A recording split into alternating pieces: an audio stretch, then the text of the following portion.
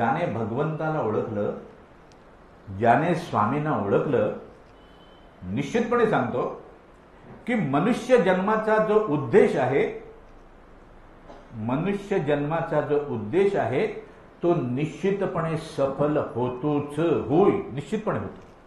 गुरुरेव परकाम गुरुरेव दिगंबरा.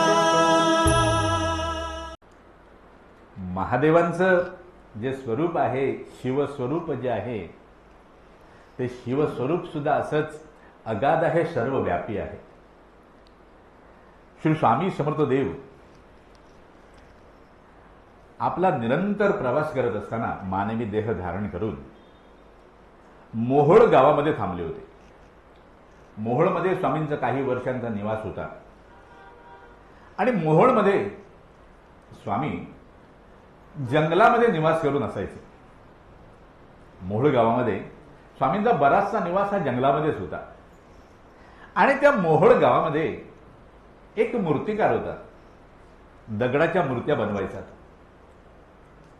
मात्र त्याने जेव्हा प्रथम श्री स्वामी समर्थ देवांना त्या जंगलामध्ये पाहिलं, प्रथम जेव्हा त्या मूर्तिकाराने श्री स्वामी समर्थ देवांना जंगलामध्ये पाहिलं, त्याच्या अंतःकरणामध्ये भक्तिभाव उन्मळून आला. त्याला अत्यंत सुखद असं वाटायला लागलं आणि तो स्वामी चरणांकडे आकर्षित झाला.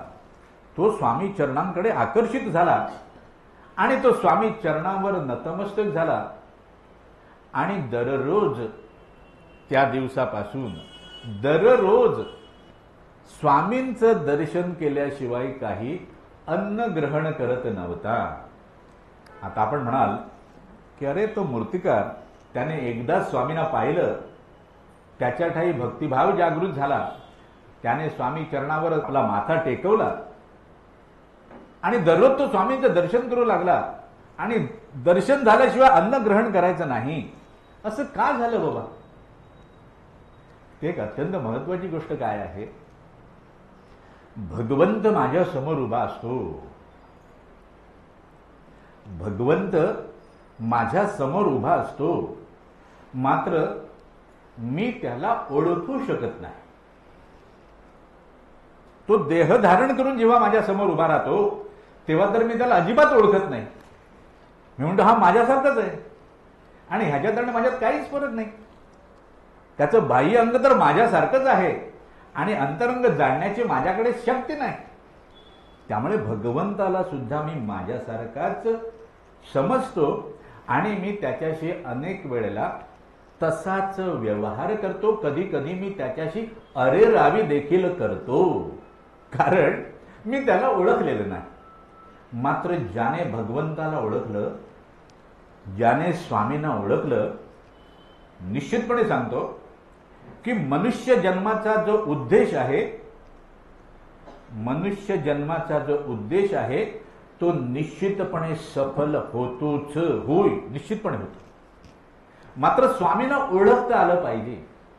त्या मूर्तिकाराने स्वामींना ओळखलं होतं, त्यांचं स्वरूप त्याला पूर्णपणे कळलं नव्हतं, मात्र त्याच्या लक्षात आलं होतं की हे देह धारण करून जरी असले तरी हे काही सर्वसामान्य मनुष्य नाहीत, हे प्रत्यक्ष भगवंत आहेत.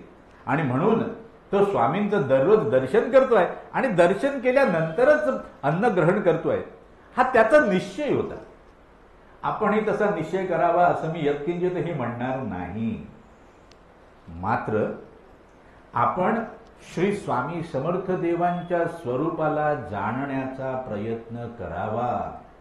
ज्याने त्यांचं स्वरूप जाणलं तो निर्भय झाला. लक्षात घ्या, ज्याने त्यांचं स्वरूप जाणलं तो निर्भय झाला, कारण त्याच्या लक्षात येतं की हे परब्रह्म आहे आणि मी या परब्रह्माचा अंश आहे. ते ब्रह्म आहेत, मी त्यांचा अंश आहे, मी त्यांच्यापासून वेगळा नाही. आणि अद्वैताचं जे तत्वज्ञान आहे ते त्याच्या लक्षात येतं. आणि जिथे अद्वैत आहे तिथे भय नाही, जिथे द्वंद्व आहे तिथे भय आहे, जिथे अद्वैत आहे तिथे भय नाही. म्हणून स्वामी देवांना जर आपण जाणून घेतलं तर आपण निश्चितपणे निर्भय होतो आणि जो निर्भय होतो तो भगवंताला निश्चितपणे भेटतो. कारण निर्भय झाल्याशिवाय त्याला काही भेटता येत नाही. अन्यथा भीतीयुक्त अंतःकरणाने मी भेटायला गेलो आणि ते समोर माझ्या साक्षात झाले तर मी तिथून पळून जाण्याची दाट शक्यता असते. होय, असं अनेकांच्या बाबतीत झालेलं आहे. म्हणून त्यांना जाणावं आणि निर्भय व्हावं. त्या मूर्तिकाराने जाणलं आणि एक दिवस असं झालं, 4-5 महिने तो दररोज स्वामींचं दर्शन घेतोय आणि एक दिवस त्याच्या मनामध्ये असा विचार आला. स्वामींच्या दर्शनाला तो चाललाय, स्वामींच्या दर्शनाला तो चाललाय आणि त्याच्या मनामध्ये विचार आला, अरे माझं कुलदैवत मल्हारी मार्तंड, माझं कुलदैवत मल्हारी मार्तंड, त्या माझ्या कुलदैवताचं जर मला दर्शन झालं तर किती बरं होईल, तर किती बरं होईल, असा मनामध्ये विचार करत तो चाललाय चाललाय चाललाय चाललाय आला, स्वामींच्या समोर आला आणि तो नतमस्तक होणार आणि तो स्वामी चरणांवर नतमस्तक होणार. नेहमीप्रमाणे एवढ्या स्वामी काय म्हणाले, अरे स्वामी काय म्हणाले, अरे अरे तुझ्या मनात आहे ना तेच आता बघ. स्वामी काय म्हणाले, अरे तुझ्या मनात आहे ना तेच आता बघ. आणि तो चकित झाला, अरे माझ्या मनात नाही, ह्यांना कळलं. आता ते सर्व साक्षी आहेत, ते सर्व साक्षी आहेत. सर्वधी साक्षीभूतम, सर्वांच्या बुद्धीचे ते साक्षी आहेत. आपल्या अंतःकरणामध्ये उमटणाऱ्या प्रत्येक विचाराचे ते साक्षी आहेत. आपल्या बुद्धीमध्ये होणाऱ्या प्रत्येक दृढ निश्चयाचे ते साक्षी आहेत. पण त्याला काय ठाऊक विचारायला, अरे माझ्या मनात काय ह्या ना, असं तो म्हणतोय. एवढ्यात स्वामींनी प्रत्यक्ष शिवरूपामध्ये त्याला दर्शन दिलं. प्रत्यक्ष शिवरूपामध्ये भस्मांकित अंग. आहा, काय ते रूप त्याने पाहिलं, काय ते रूप त्याने पाहिलं. त्याच्या डोळ्यामध्ये अश्रू एवढे आले भरून की नंतर त्याला काही दिसेच ना समोर. त्याने स्वतःला स्वामी चरणावर झोकून दिलं आणि म्हणाला, भगवंता महादेवा शंकरा शिवशंकरा, शिवशंकरा, मला सर्व काही प्राप्त झालं. आता प्राप्त करण्यासारखं काही शिल्लकच राहिलं नाही. आता प्राप्त करण्यासारखं काही शिल्लकच राहिलं नाही. आता मात्र एक कृपा करा, आता मात्र एक कृपा करा, या अनाथाचा उद्धार करा. श्री स्वामी समर्थ.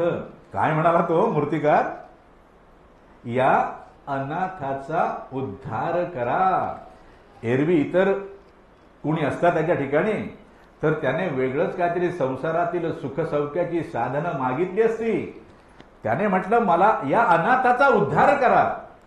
स्वामींनी त्याच्याकडे दयायुक्त नजरेनं पाहिलं, एक स्मितहास्य केलं आणि काय म्हणाले, अरे जा, आता आमचं नित्य स्मरण ठेव आणि भजन पूजन करीत राहा.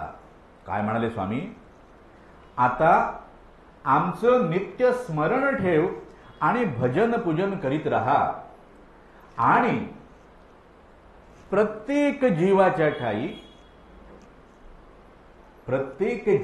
ठाई भगवंताला पहा, भगवंताला पहा. प्रत्येक जीवाच्या ठाई भगवंताला पाहिलंस तर तुझा निश्चितच उद्धार होईल आणि आमच्या कृपेने ते तुला शक्य होईल. श्री स्वामी समर्थ. अत्यंत महत्वाची गोष्ट आहे. प्रत्येकाच्या ठाई भगवंताला पाहायचं ही फार कठीण गोष्ट आहे बाबा.